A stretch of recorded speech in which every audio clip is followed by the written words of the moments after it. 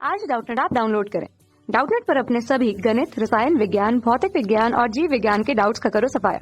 बस प्रश्न की फोटो खींचो, एक ही प्रश्न को क्रॉप करो और तुरंत वीडियो सोल्यूशन पाओ। अभी डाउनलोड करें।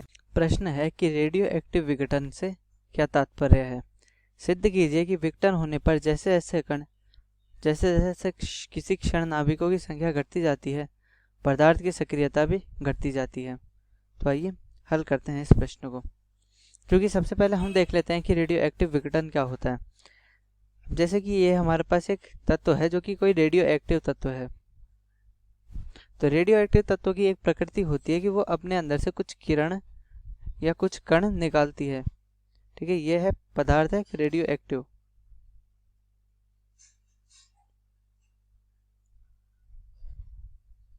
एक रेडियो एक्टिव पदार्थ है और ये पदार्थ क्या करेगा, अपने अंदर से कई कई कुछ प्रकार के कण निकालेगा। और वो कण सामान्यतः होते हैं, एक तो अल्फा कण, यानी कि यहाँ से या तो अल्फा कण निकालेगा या बीटा कण निकालेगा या फिर गामा किरण निकालेगा। ठीक है, अल्फा और बीटा कण होता है और गामा हमारे पास किरण होती है। तो इन प्रकार के कण या किरण निकालकर ये एक दूसरे तत्व में परिवर्तित हो जाता है जो कि एक स्थायी तत्व होता है। और जब ये अगर ये स्थायी तत्व प्राप्त कर लेता है तो उसके बाद इसके अंदर से इस प्रकार की किरणें निकलना बंद हो जाती है। लेकिन अगर इस प्रकार की किरणें निकलने के बाद भी ये तत्व एक रेडियो एक्टिव तत्व रह जाता है तो पुनः ये किरणें इसमें से निकलेंगी। यानी कि किसी भी रेडियो एक्टिव पदार्थ से जब तक किरणें निकलेंगी जब तक कि वो एक स्थायी तत्व नहीं बन जाता। तो रेडियो एक्टिव विघटन हमारा यही होता है कि किसी पदार्थ से स्वतः निकलने वाली किरणों की घटना को हम रेडियो एक्टिव विघटन कहते हैं। तो ये हो गया कि हमारा रेडियो एक्टिव विघटन की किसी पदार्थ से स्वतः ही किरणें उत्सर्जित होने की घटना को रेडियो एक्टिव विघटन कहते हैं। और जो पदार्थ होता है इस पदार्थ को कहते हैं हम रेडियो एक्टिव पदार्थ। अब हमें लिखना है कि भाई सिद्ध कीजिए कि विघटन होने पर जैसे किसी क्षण नाभिकों की संख्या घटती है वैसे वैसे पदार्थ की सक्रियता भी घट जाती है। तो इस पदार्थ की सक्रियता क्या होती है? उस पदार्थ की सक्रियता होती है कि किसी रेडियो एक्टिव तत्व में इकाई समय में क्षयित होने वाले नाभिकों की संख्या को ही सक्रियता कहते हैं। और ये किसने बताया था? ये हमें रदरफोर्ड सोडी ने बताया था कि उनके हिसाब से जो सक्रियता आर है वो होती है किसके बराबर? -dn/dt। ठीक है, यहाँ पे सक्रियता है आर के बराबर।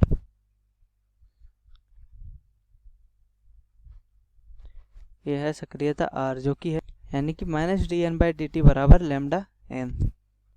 अब हम आगे क्या करते हैं कि -dn बराबर क्या लिखते हैं? बटा एन बराबर लैम्डा dt। अब हम इसको लिखते हैं dn बटा एन बराबर लैम्डा dt, आगे माइनस आ जाएगा। तो अब हम क्या कर रहे हैं, हम इसका समाकलन कर देते हैं।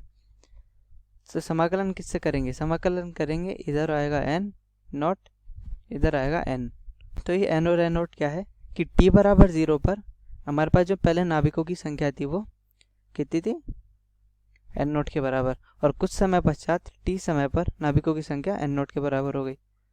तो dn बटा एन बराबर यह 0 से t माइनस लैम्डा dt। समाकलन कर दिया तो ये क्या हो जाएगा? लॉग के बराबर लॉग एन।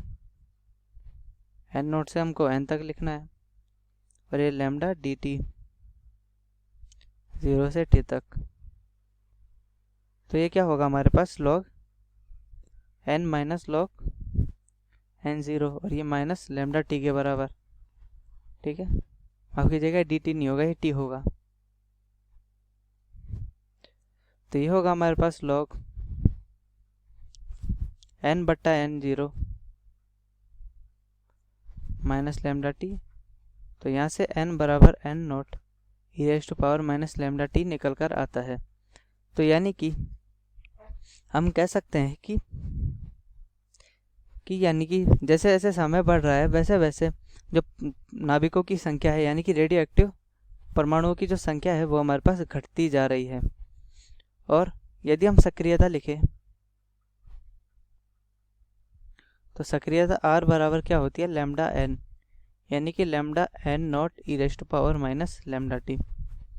तो यानी कि हमने कि जैसे जैसे नाभिकों की संख्या घटती जा रही है, यानी कि समय बढ़ेगा तो एन का मान हमारे पास घटता जा रहा है। तो एन का मान हमारे पास घटता जा रहा है तो आर का मान भी हमारे पास घटता जा रहा है। तो इस प्रकार से हमने ये सिद्ध कर दिया। अब जैसे कि इधर हम देखें कि lambda n naught e raise to power minus lambda t हमें क्या बता रहा है। अगर हम इसका एक ग्राफ बनाएं तो हम देख सकते हैं कि जो n बराबर n naught e raise to power minus lambda t है, तो n ये हो गया और ये t हो गया। तो इसमें अधिकतम कितनी संख्या होगी, यानी कि अधिक t बराबर 0 पर नाभिकों की संख्या या परमाणुओं की संख्या n नॉट के बराबर है। और जैसे जैसे समय बीत रहा है वैसे वैसे इस प्रकार से हमारा ये ग्राफ बनेगा। तो ये ग्राफ हमारा किस प्रकार से होगा, ये ग्राफ है हमारा चरघातांक की। यानी कि पहले जब समय इधर से बढ़ रहा है तो काफ़ी तेज़ी से ये नाभिकों की संख्या कम हुई है। फिर जैसे जैसे फिर उसके बाद धीरे धीरे करके ये संख्या कम होगी। तो यानी कि हमने यह भी देख लिया कि जो इसका जो वक्र बन रहा है n का t के सापेक्ष, वो एक चरघातांकी वक्र है।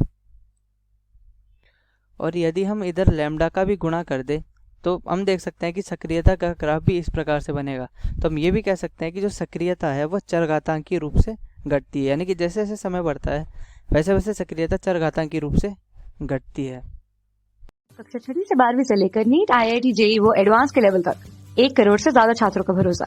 आज ही डाउनलोड करें डाउटनेट ऐप या व्हाट्सएप करें अपने सारे डाउट्स 8400 400 400 पर।